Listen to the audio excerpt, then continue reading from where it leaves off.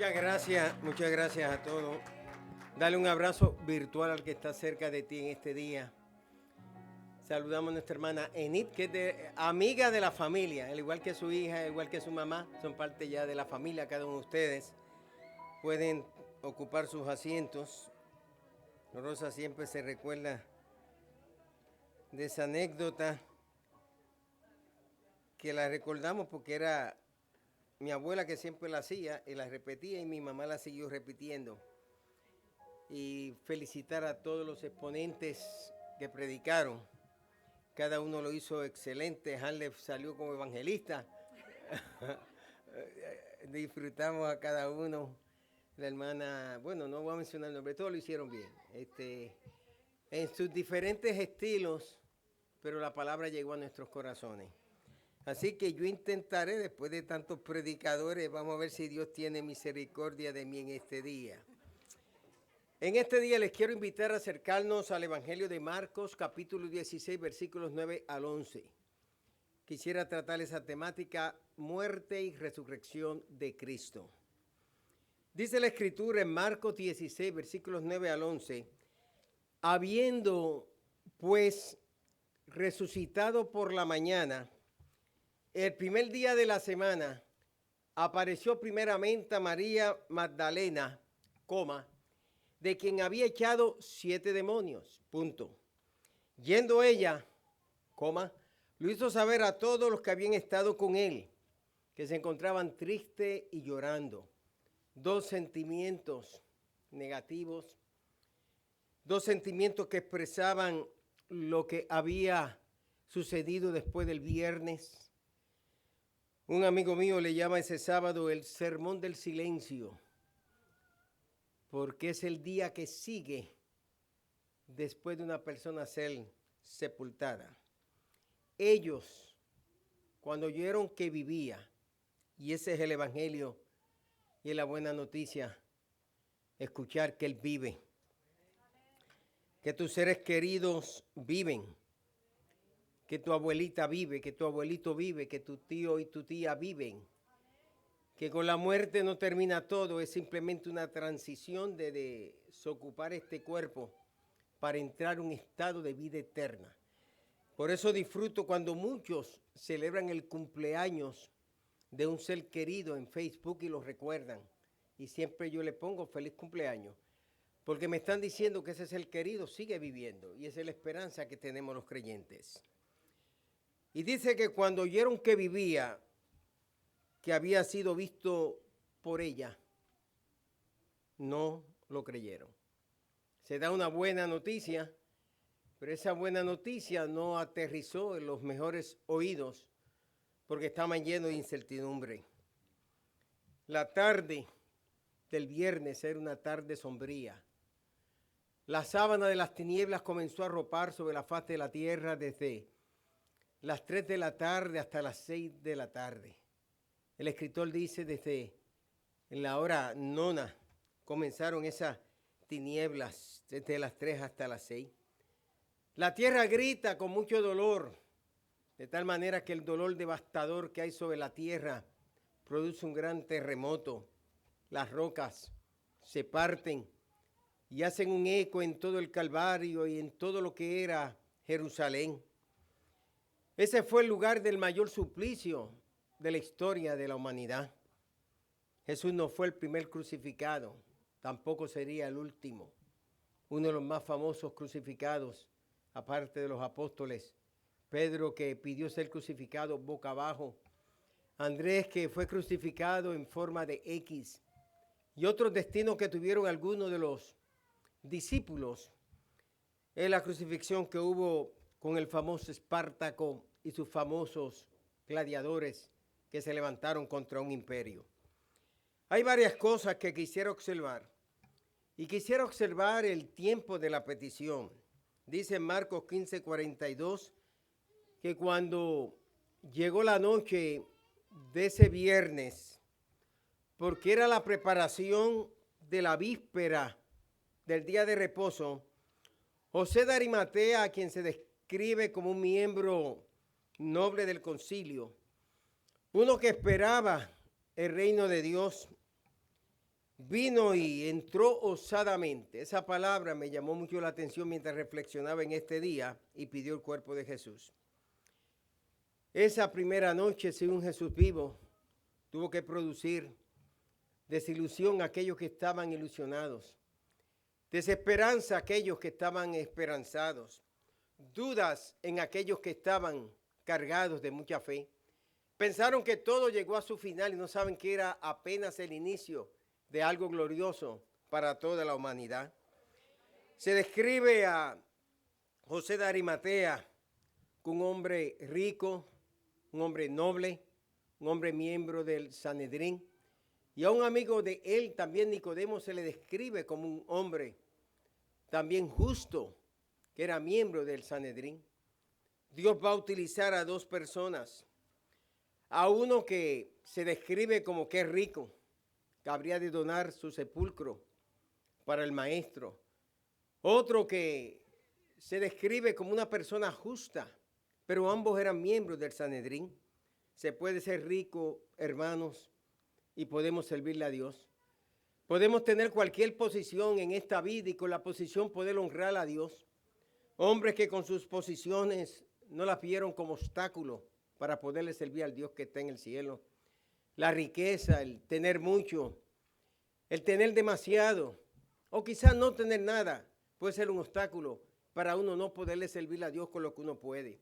El ser humano siempre crea excusas para distanciarse y alejarse del servicio que le puede dar a Dios. Pero bien podemos usar nuestras ocupaciones, nuestro trabajo, para darle lo mejor a Dios. Mateo capítulo 6, verso 19 al 21 dice: no hagáis tesoro aquí en la tierra donde la polilla y el orín corrompen y donde ladrones minan y hurtan, sino haced tesoro en los cielos donde la polilla ni el orín corrompen, donde ladrones no minan ni hurtan. Y termina diciendo: porque donde esté vuestro tesoro, allí estará vuestro corazón. Donde esté lo que te ocupa, donde esté lo que te preocupa, donde esté aquello que tú le des más importancia, allí va a encontrarse tu corazón. Mateo 6:24, el gran maestro dijo que ninguno puede servir a dos señores, porque va a aborrecer a uno y va a amar al otro, o va a estimar a uno y va a menospreciar al otro. Y termina diciendo con la sentencia: no podéis servir a Dios y a las riquezas. Pero en el caso de José de Arimatea nos encontramos con un hombre rico que pudo servirle a Dios con las riquezas que tenía. Formaba parte de aquel concilio. Pero cuando se hizo esa decisión fatídica, cuando decidieron que había que encontrar a Cristo culpable, de seguro allí no estaba ni José de Arimatea, ni tampoco se encontraba Nicodemo de estar allí. Hubieran tomado una postura ética, vertical, de decisión, de votar en contra de lo que se estaba haciendo. Todo ese proceso se hizo contrario a lo que la ley establecía. Se hizo en horas tempranas de la madrugada. No se convocaron a todos los que tenían que ser convocados. Era algo rápido donde ya se encontró culpable al que era inocente sin derecho a poderse defender en aquel lugar. También había uno llamado Gamaliel, que fue parte del Sanedrín, un maestro destacado, quizás piensan algunos, pero Pablo lo describe como su maestro. Pablo dice que él era judío, que nació en Tarso de Cilicia, que fue criado en Jerusalén, que estudió a los pies de Gamaliel, aquel Gamaliel que cuando los apóstoles fueron injustamente acusados, dijo: si esto es de Dios, va a permanecer; si no es de Dios, no va a permanecer. Muy interesante es observar el que José de Arimatea, al igual que Nicodemo, ambos se unen. Y José de Arimatea tuvo la osadía, tuvo la valentía, tuvo el coraje, tuvo el valor de llegar a donde se encontraba el procurador romano conocido como Poncio Pilato, aquel que era el gobernador, teniendo su capital en Cesarea de Marítima, y en el tiempo de las festividades de la Pascua y otras festividades, se movía hacia lo que era el cuartel de la Antonia, la fortaleza de la Antonia, que todavía los arqueólogos están definiendo hasta dónde se extendía. Nuevos descubrimientos dicen que era más allá de lo que hoy día conocemos como la fortaleza de la Antonia, que apenas cuando vamos al convento de las monjitas que está allí, es apenas un lugar que caben 600 personas. Pero allí cabía más de 2 legiones o 3 legiones. Es muy probable que se extendía hasta donde hoy día conocemos como la ciudad de David, en la parte baja, muy abajo hacia el torrente de Cedrón. Nuevos descubrimientos están demostrando que la torre o la fortaleza Antonia era todavía de mayor tamaño. Los crucificados muchas veces permanecían moribundos, permanecían en estado de dolor hasta días. Se les tenía que en ocasiones desprenderse del lugar donde estaba, se les quebrantaban, se les rompían las piernas, se les rompían los brazos, se les rompían los hombros, y ahí quedaban a la merced de las aves de rapiñas o de los animales garroñeros que venían a acabar con el cuerpo de aquellos que habían sido crucificados. Un espectáculo total que había en aquel lugar. William Barclay dice que se le llamaba el lugar de la calavera por las muchas calaveras que habían allí puestas. Era afuera de lo que es Jerusalén. Hoy día hay dos lugares que celebran el lugar de la crucifixión y el lugar de la resurrección. Uno está dentro de las murallas de Jerusalén, que se puede entrar por la puerta de los leones, o por la puerta de las flores, o por la puerta de Herodes. El otro lugar se encuentra afuera de la puerta de Damasco. El que se encuentra dentro en la época de Jesús estaba afuera. La Jerusalén que hoy vemos no es la Jerusalén que Jesús pisó. La Jerusalén que Jesús anduvo está muchos metros por debajo de esa Jerusalén. Los que hemos estado mucho en Jerusalén sabemos que los turcos levantaron gigantescos arcos para seguir construyendo encima. Y usted cuando está por debajo, usted va a encontrar los arcos que ellos construyeron. Cuando toma el túnel del Cotel se va a dar cuenta de la Jerusalén por la cual Jesús anduvo. A lo largo de las tradiciones han creado diferentes vías dolorosas, pero algo que podemos señalar, que tanto el sepulcro que tienen los católicos como el calvario que tienen los católicos quedaba fuera de las murallas, y aquel que vamos los evangélicos por la puerta de Damasco, encontramos todas las señales que habla el Evangelio de Juan. Cuando llegamos a aquel lugar nos sorprendemos.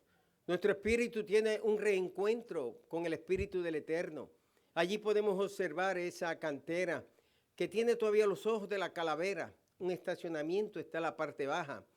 Podemos ver que tiene la forma de una boca, los orificios de una nariz, y que desde lejos se contempla, desde la puerta de Damasco, desde las murallas, donde yo he estado caminando por esas murallas, se contempla una calavera. De ahí se sacaban piedras para la construcción del templo, porque es una cantera, y se demuestra que piedras fueron cortadas. Pero allí cerca se encuentra el sepulcro vacío. Y los que hemos entrado en ese sepulcro vacío salimos con una experiencia que es única. Nuestro Cristo resucitó, así como lo declaró y así como lo proclamó, Cristo se levantó de entre los muertos. Era un lugar cercano a la calle. Dice que los que transitaban por aquel lugar lo injuriaban y le decían: tú que has dicho que puedes derribar el templo en 3 días, reedificarlo. Tú que has dicho que eres el Hijo de Dios. ¿Por qué no te desprendes de la cruz? ¿Por qué no te bajas de ahí ahora mismo? Todos meneaban la cabeza y le decían: sálvate a ti mismo, si eres hijo de Dios, desciende de la cruz. Gracias damos que él podía descender de la cruz. Se pudo haber bajado de la cruz, pero no se bajó de la cruz por cada uno de nosotros. En la cruz estaba la gran victoria y la gran reconciliación para el género humano.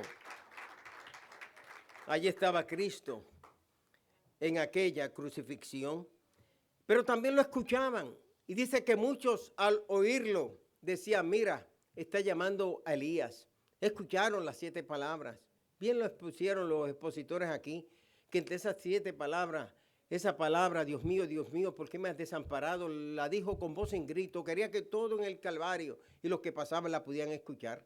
Pero también esa palabra: Padre, perdónalos porque no saben lo que hacen, que se convirtió en uno de los primeros rezos para la iglesia, para enseñarnos a morir, enfrentar la muerte cuando llegue ese momento para cada una de nuestras vidas. Jesús de Nazaret fue diferente a cualquier otro ser mortal que ha estado sobre la faz de la tierra. Él mismo declaró en Juan capítulo 10, versículo 17 al 18: por eso me ama el Padre, porque pongo mi vida. Tengo poder para ponerla y tengo poder para volverla a tomar. Y tengo poder para retomarla. También recibí esto como un mandamiento del Padre. Jesús no murió cuando el suplicio demandaba que muriera. Jesús no murió cuando fue atravesado luego con aquella lanza. Jesús no murió a causa del suplicio que tuvo en la cruz del Calvario. Jesús murió cuando quiso morir voluntariamente por cada uno de nuestros pecados. Era Dios manifestado en carne que estaba en aquel lugar. En su rótulo habían 3 inscripciones que las hemos sumarizado. La tradición católica le pone simplemente INRI y la tradición evangélica le pone INRI. Jesús Nazarenos, Rey Judeos. Jesús Nazareno, Rey de los Judíos. Siempre se ponía un rótulo que indicaba por qué ese crucificado se encontraba en ese lugar. Sedición, esclavo escapado, ladrón, asesino, maltratador o abusador. Y en el rótulo decía Jesús de Nazaret, Rey de los Judíos. Pero lo interesante es que esa era una sociedad trilingüe. Como vivimos nosotros en esta sociedad, que es una sociedad políglota, una sociedad multilingüe. La ciudad de Nueva York se hablan más de 800 idiomas y sigue bajando y bajando y bajando. 8 idiomas principales y sigue bajando y bajando. Quedan 2 idiomas principales que son el inglés y que son el español. Es una ciudad que vas a un hospital y vas a ver muchas veces en 5 lenguas, 5 idiomas, los rótulos indicativos. Es una ciudad que de continuo te tropiezas en el subway y escuchas diferentes lenguas. De igual manera se hablaba la lengua latín. Era la lengua de los opresores, de los que mandaban, de los que gobernaban. Escuchar esa lengua producía ira en aquellos que eran nacionalistas como judíos. Pero se hablaba también la lengua hebrea, la lengua más culta de Jerusalén, porque los de la Galilea la hablaban el arameo y el hebreo proviene del arameo. Y Jesús demostró en la cruz del Calvario cuando dijo Elí, Elí lama sabachthani, cuánto significaba este idioma en su vida. No solamente lo expresó durante su ministerio, Talita Cumi, y en otras ocasiones que se ve la declaración del autor que no la quiso transmitir en griego, las quiso dejar transmitir en el arameo, especialmente Mateo, que se piensa que fue escrito mayormente en arameo. Era la lengua de la Galilea. Los galileos se sentían más que orgullosos de hablar esa lengua aramea, una lengua como más brusca, más ruda, más tosca, diferente a hablar el hebreo pulido que se tenía en Jerusalén, que pensaban que era la lengua preferida de Dios. Pero ahí estaba también una cultura que había sido oprimida, que estaba oprimida, con un gobierno que no querían sobre ellos, que le fue impuesto 2 siglos antes de Cristo y que experimentarían lo peor en el año 70 y los de Masada en el año 73, que ya en el siglo II serían totalmente expulsados y que en el 1948, en el mes de mayo, volvería a nacer una nación, la nación de Israel, hoy una nación pequeña, apoyada por los Estados Unidos y Dios primero y luego Estados Unidos, que le dan la fuerza militar que tiene esa nación frente a sus enemigos, el mejor aliado que tiene Estados Unidos. Pero también se hablaba la lengua griega, por eso dice que fue escrito en latín, fue escrito en hebreo y fue escrito en griego. O sea, el que pasaba, porque la lengua griega, a pesar de haber sido un imperio dominado por los romanos, la lengua permaneció y todavía permanece hasta nuestros días en nuestras expresiones, en los médicos como Felipe y otros más. Y cuando hablamos de la farmacia, el griego llega a nuestras mentes y tantos términos más en griego que forman parte de nuestro hablar en español. 3 culturas que se tienen que abrazar. Una cultura que defendía su posición politeísta, una cultura que viene a aplastar con sus muchos dioses, una cultura que solamente queda el idioma y que eran algunas costumbres del pasado, pero allí se encontraban. Dice la Escritura en Mateo 27, 54, que el centurión y los que con él estaban guardando a Jesús, cuando experimentaron y vieron aquel terremoto y las cosas que habían sido hechas, dice que temieron en gran manera. Y está la famosa declaración que dicen los soldados y luego dice el mismo centurión, verdaderamente este era el Hijo de Dios. Aún allí en la cruz del Calvario, un centurión, como otros centuriones, llegaron a creer en Jesús de Nazaret. Jesús de Nazaret ha sido el personaje que más ha marcado la historia, que mediante su resurrección bimilenaria ya para 2 milenios, desde el año 33 hasta ahora, eso ha marcado la historia para siempre. Muchos, bien lo expresó el doctor Felipe, ponen diferentes razones para negar la resurrección de Cristo. Pero la resurrección es la más grande evidencia que si Jesús resucitó, también nosotros vamos a resucitar. Que nuestra fe no es una fe vana, que estamos creyendo en algo que es real, que Él venció la muerte. Así como Él decidió cuándo morir, Él también decidió cuándo resucitar, y por el Espíritu de Dios y del Padre, Él se levantó de entre los muertos al tercer día de manera victoriosa. Hoy vivimos nosotros bajo el dictamen de la resurrección de Cristo. Hoy la iglesia es una iglesia gloriosa y poderosa. La iglesia nació el día de Pentecostés porque hubo un Cristo resucitado. La iglesia evangelizó el mundo porque hay un Cristo resucitado. La iglesia se congrega aquí este domingo porque hay un Cristo resucitado. Yo estoy predicando porque hay un Cristo resucitado. Escribimos porque hay un Cristo resucitado. Cantan como estaba cantando Rosalín porque hay un Cristo resucitado. Se lee las Sagradas Escrituras como leyó nuestra hermana Vivian porque hay un Cristo resucitado. Cristo es la razón de nosotros vivir una vida cristiana y completa, una vida entregada totalmente a Él y servir en el reino de los cielos. Jesús de Nazaret hizo cosas maravillosas, pero quiero señalar varias cosas. Dice que José tomó apresuradamente el cuerpo inerte, sin vida de Jesús de Nazaret y lo envolvió en una sábana y lo puso en un sepulcro nuevo que él había cavado en la tierra e hizo rodar una piedra a la entrada del sepulcro. Felipe habló, que después se mandó de parte del procurador Poncio Pilato a que se pusiera el sello sobre aquella piedra para asegurarse que nadie lo podía violentar. Un sello que se ponía con sogas, se ponía con una arcilla especial, se imprimía el sello del procurador sobre la misma y cualquiera que tratara de mover eso, el sello se iba a quebrantar porque era de una arcilla o de una resina particular. Pero me llama la atención que lo envolvió en una sábana. Jesús fue el más grande tesoro que ha tenido toda la humanidad, un tesoro que hemos tenido que fue envuelto en una sábana. Con esta sábana se envolvió el gran tesoro de la humanidad, el cuerpo de Cristo, la encarnación del Verbo, del Logos. En este pequeño planeta Tierra que vino a estar entre nosotros fue envuelto en una sábana. Jesús fue también un gran tesoro que fue envuelto en pañales. Lucas 2:7 dice, y dio a luz su hijo primogénito y lo envolvió en pañales y lo acostó en un pesebre porque no había lugar para ellos en el mesón. Pero dice la escritura que los pastores que se encontraban en Beit Sahur y allí en Beit Sahur, ¿y por qué le digo Beit Sahur? Porque está Beit Jalén y Beit Sahur, en sí todo es Belén. Pero ellos ven dos lugares diferentes, tienen hasta aparentemente dos alcaldes diferentes en Belén. Para llegar a Beit Sahur es pasar del mismo Belén, todo es lo mismo. Pero Beit Sahur todavía se ha mantenido con una especie de autonomía al lado de Belén, que cubre todo y cubre a Beit Sahur adentro.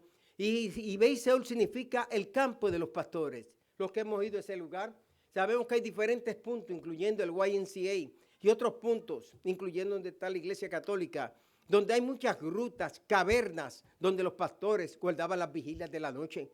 Desde allí hoy día podemos contemplar hacia la Belén que ha sido tomada por los israelitas. Hay dos Belén. Está la Belén de los israelitas que se la quitaron a los palestinos. Y cuando están acá uno escucha el lloro, el clamor de los guías palestinos. Cuando dicen aquella que está allá, esa es nuestra Belén, que nos ocuparon el territorio, que han levantado ese edificio, eso ya no es nuestro. Cuando uno va a otros lugares, como Hebrón, también dicen, eso que está allá es nuestra Hebrón, que también nos los quitaron. Cuando vamos a Nazaret, señalan hacia arriba y dicen, lo que está allá arriba, ese Nazaret, era parte de nuestro Nazaret que también nos los quitaron. También oramos para que Dios en su misericordia le permita a ese pueblo un día gozar de su tierra a toda plenitud, como gozan también los israelitas. Pero algo que me llama la atención, que Jesús también ha sido un gran tesoro, que no solamente fue envuelto en una sábana, no solamente fue envuelto en pañales, pero Jesús hoy día está envuelto en la iglesia. La iglesia somos la portadora de la presencia de Jesús donde quiera que vamos. La iglesia somos los brazos, somos las manos, somos los ojos, somos los pies, somos los oídos de nuestro amado Señor Jesucristo. Toda una escenografía comienza a mezclarse en aquel lugar y señalar ese lugar. Jesús todo lo que hizo fue sobresaliente, espectacular. Entró a Jerusalén de manera espectacular montado sobre un pollino que nadie había montado y mandó que fueran a la aldea próxima, Betfagé. Y allí dijo, pregúntele a un hombre que van a tomar ese pollino y estaba con la asna y vino madre con hijo. Y dice la escritura que Jesús se montó sobre ese pollino y entró a Jerusalén. Él domó aquel pollino. Él doma nuestros sentimientos, doma nuestras emociones, Él doma nuestro carácter, Él doma nuestra voluntad. Él nos hace dóciles para servirle y buscarlo a Él. Pero en Jesús también fue excepcional lo que leemos en Juan 19:33. Jesús tuvo una túnica sin costura de arriba hacia abajo. Dice la Escritura en Juan que cuando los soldados hubieron crucificado a Jesús, tomaron sus vestidos y dice que hicieron 4 partes. O sea, con sus vestidos habían 4 partes que formaban parte de las prendas que utilizaba un rabino en aquellos días. Esas 4 partes, 4 soldados, cada uno tomó su parte. Era común que los soldados se llevaban algo de reo. Por ejemplo, en los tiempos de Alemania, terminada la guerra, cuando muchos de aquellos nazis fueron apresados, muchos guardaban cosas importantes de ellos, como Hermann Göring, por ejemplo. Hace años leí el libro de la historia de Hermann Göring, que cuando Hermann Göring, de todos ellos, fue el único que logra cometer suicidio. En un pote de crema había puesto las pastillas de cianuro. Él había dicho que él quería, como los nazis querían morir fusilados, pero le dieron la muerte peor, que era la muerte de la horca que les correspondía a ellos. Murieron degradados, murieron vilipendiados por todo el mal que habían hecho a la humanidad y a nuestros amados hermanos judíos que exterminaron a 6 millones de judíos. Puerto Rico tiene diría yo, el monumento más grande que hay en todas las Américas. Y aún después de Washington, esto me atrevo a decir, comparado a muchos estados, dedicado a los 6 millones de judíos. Nosotros en el año 1972 tuvimos la desgracia, la desdicha de que muchos puertorriqueños murieron en Tel Aviv. Pastores que llegaron a Tel Aviv, conocí a uno que logró sobrevivir cuando los terroristas se meten a lo que era el antiguo aeropuerto de Lot. Hoy día se le conoce el aeropuerto Ben Gurión, pero eso era la tierra de Lot, que se menciona, L-O-D, y allí pues murieron. Hay un pabellón que quizás muchos llegan a Puerto Rico y se enfocan en el Capitolio, se enfocan en ese desfile de estatuas que tenemos de todos los presidentes, menos Trump, que se lo harán próximamente, como se lo harán a los demás que les corresponde hacerlo.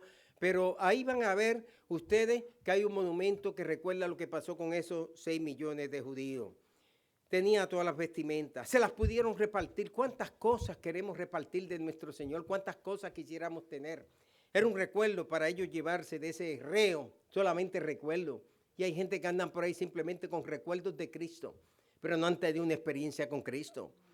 Dice que tomaron también su túnica, la cual era sin costura de arriba abajo. Y el velo se rasgó de arriba hacia abajo, indicando, como dijo un predicador, que no fue por la mano del hombre, sino por la intervención divina. Jesús tenía una túnica sin costura. En él no hubo ninguna costura. 2 naturalezas, pero ninguna de las 2 se diferenciaba una de la otra. 100% hombre, pero no se confundía. Era Dios cuando tenía que ser Dios, era hombre cuando tenía que ser hombre, era Dios cuando tenía que manifestarse como Dios y era hombre cuando tenía que manifestarse como hombre. En Jesús de Nazaret nos encontramos que todo en Él, el perdón y el amor, era sin costura. Todo en Él, sus palabras, Padre, perdónalos porque no saben lo que hacen. Ahí no había costura ninguna. Hay algunos que uno tiene que decir, Señor, tómale en cuenta lo que ha hecho. Porque hay personas que a veces son culpables de muchas cosas que han hecho. En estos días hubo una masacre, si se puede definir, en la República Dominicana. 2 pastores fueron brutalmente asesinados por fuerzas de la policía. Tengo amigos policías en la República Dominicana, buenos amigos policías, con mi familia hay policías y amamos la policía, oramos por la policía, defendemos a la policía porque la policía nos defiende y nos protege a cada uno de nosotros. Pero yo espero que esto no pase impune, como a veces ha sucedido en República Dominicana, muchas veces que tristemente el que mueve dinero puede resolver las cosas fácil, que eso no pase impune.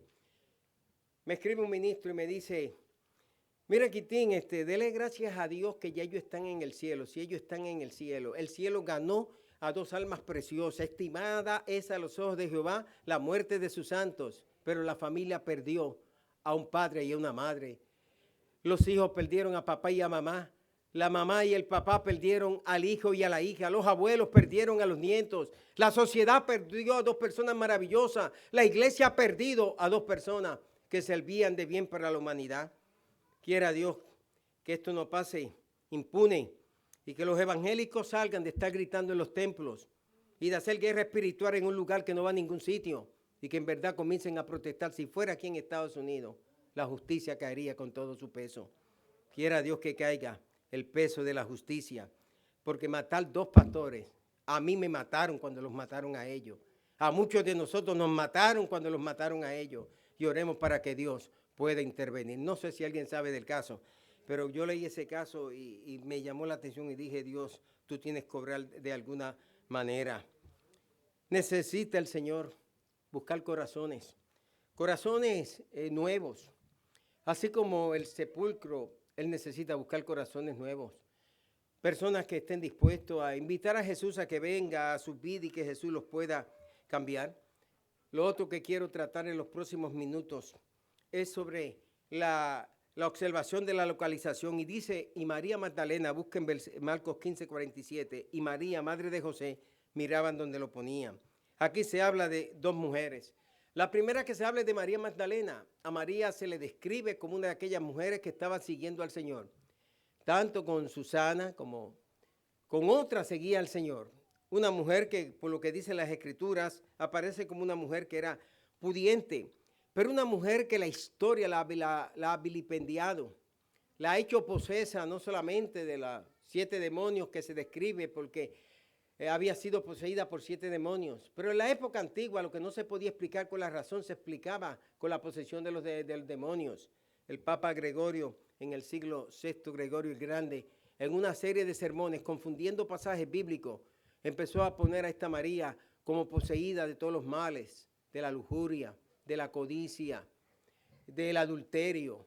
Y esta mujer ha sido presentada al mundo como una mujer que era mala. La Escritura no dice eso. Es más, la Escritura nos permite sospechar que había sido una mujer que era pudiente. Dice Marcos 16:9, habiendo pues resucitado Jesús por la mañana. Jesús dio la bienvenida al nuevo día. Así como cuando el sol se ponía ya en el oeste, el sol sale por el oriente, por eso la mayoría de las iglesias miran siempre hacia el este.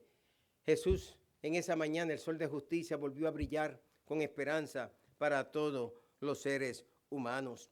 Dice que apareció primeramente a María Magdalena, de quien había echado 7 demonios. Dice la Escritura en Lucas 8:1-3, aconteció después que Jesús iba por las ciudades, iba por las aldeas, iba predicando y anunciando el evangelio del reino, y los 12 con él, y con él algunas mujeres que habían sido sanadas de espíritus malos y de enfermedades. María, que se llamaba Magdalena, de la que habían salido 7 demonios, Juana, mujer de Chuza, el intendente de Herodes, y Susana, pero finalmente dice, y muchas otras que le servían de sus bienes. Interesante que le ponen a ella en ese grupo de mujeres que le servían de sus bienes. Mujeres que aportaban para el ministerio de Jesús. Las mujeres tienen un lugar muy esencial en el plan de Dios de la redención y de la evangelización. A la primera que se les reveló el Cristo resucitado fue a María Magdalena. Sí, podemos decir, una mujer apóstol sería esa mujer en el sentido de que fue la que tuvo la revelación, anduvo con Jesús, que era una de las señales para ser un apóstol, pero había que ser testigo de la resurrección de Jesús. Y esa mujer pudo ir y comunicar las buenas nuevas al resto de los apóstoles de que la tumba estaba vacía, de que Cristo había resucitado, de que un ángel había hablado con ella, de que había confundido a Jesús con el hortelano, y esa mujer fue anunciando las buenas nuevas. Las mujeres deben disfrutar con una mujer que se levantó como María Magdalena, a quien la tradición ha vilipendiado y le han hecho todos males, desde casarla con Jesús hasta tener hijos con Jesús. Los gnósticos decían que tenía relaciones íntimas con Jesús, aunque ellos rechazaban las relaciones íntimas sexuales, por lo tanto debía interpretarse como algo espiritual. Pero la realidad es que María Magdalena fue una mujer que amó a Jesucristo con todo el corazón. Y aquel que Jesús le perdona mucho, aquel que Jesús le toma en cuenta muchas cosas, es aquel que ama mucho a Jesús. La segunda de estas mujeres se llama María. Lo encontramos en Mateo 27:61, y estaban allí María Magdalena y se dice la otra María, sentadas delante del sepulcro. En el grupo de los discípulos de la Dódeca habían nombres repetidos como el nombre de Judas. Estaba Judas Tadeo, estaba Judas el Iscariote, estaba Jacobo, el hijo de Zebedeo, pero estaba Jacobo también, que se conoce como el menor, nombres que estaban repetidos.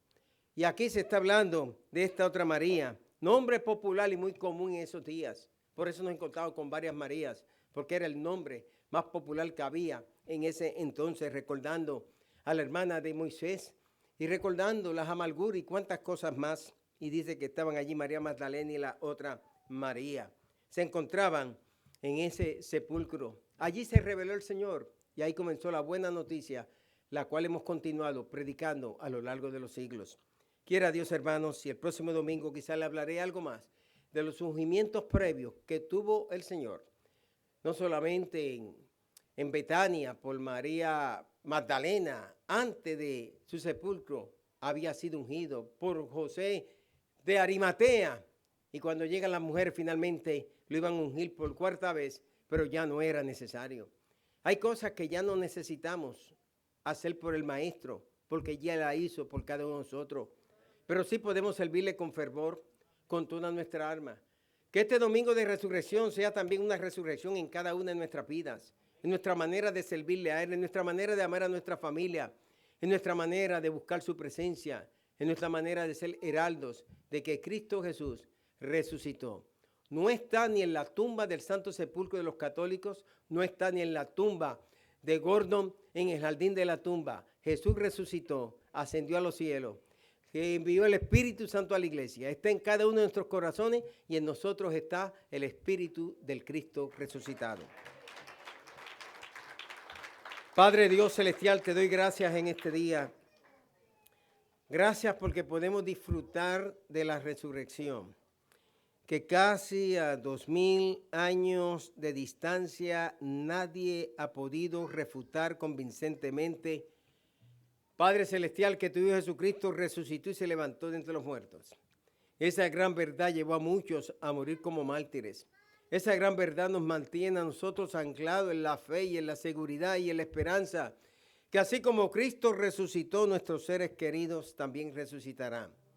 A pensar que Pablo va a resucitar, que Mateo va a resucitar, que Pedro va a resucitar, que nuestro pastor reverendo Juan Ramón Ortiz y su amada esposa Elvira resucitarán, que va a resucitar la pastora Silvia, el pastor Guillermo Valentín, que van a resucitar tantas personas, Dios, que están vivos y están en el cielo, pero un día volverán a tomar los cuerpos.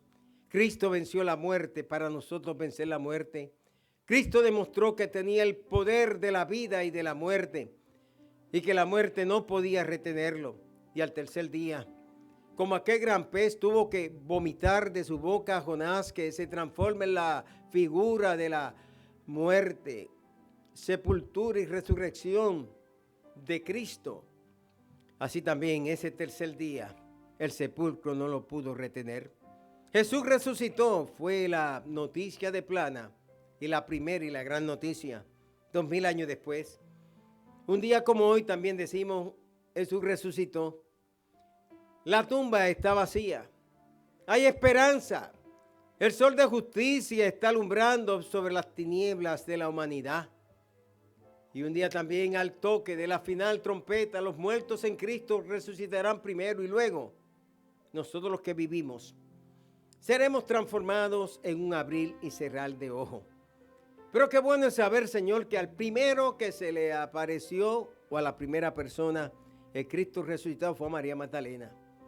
Y aunque Pablo la omite y no la menciona, ¿qué importa que no la mencione? Los evangelios sí dicen que ella fue primero. Pero al último que se le presentó a Cristo resucitado, a los dos últimos, digo, después a Santiago y al último a mí como un abortivo, Pablo reconocía que el último que vio al Cristo resucitado fue él, demostrando que el Cristo resucitado se manifestó, fue visto de muchos.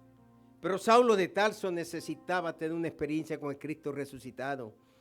Y nosotros también hemos tenido muchas experiencias con el Cristo resucitado. Padre Celestial, yo te quiero dar gracias a nombre de la IPJQ y de las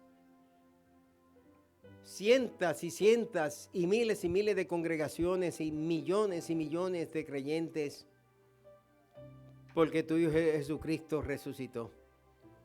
Hay esperanza en nuestro corazón. Y con esa esperanza, el día que nuestro cuerpo, nuestro cadáver, nuestra casa abandonada, desahuciada, sin un alma y sin un espíritu, tenga que ser ese cuerpo depositado en la boca de la tierra y cubierto con la sábana de la tierra, nos hemos ido con la esperanza y nos iremos con la esperanza de que si Cristo resucitó, también nosotros habremos de resucitar. Hoy sabemos que todos nuestros seres queridos viven y esperan ardientemente y anhelantemente ese día. Esperan el día que suene la final trompeta. Y nosotros aquí en la tierra estamos esperando, Señor, que esa trompeta suene para reunirnos con ellos, y si no, que nos suene el día que nos llames a tu presencia para reunirnos con ellos y poder tener el mejor homecoming, el mejor encuentro con los profetas, con los apóstoles, con los amigos, con los familiares y aún con esta pareja de pastores que fueron exterminados a balazos. Sí, ellos celebran en el cielo, pero nosotros también sentimos en la tierra por ellos. Padre, gracias te doy en este día. Amén.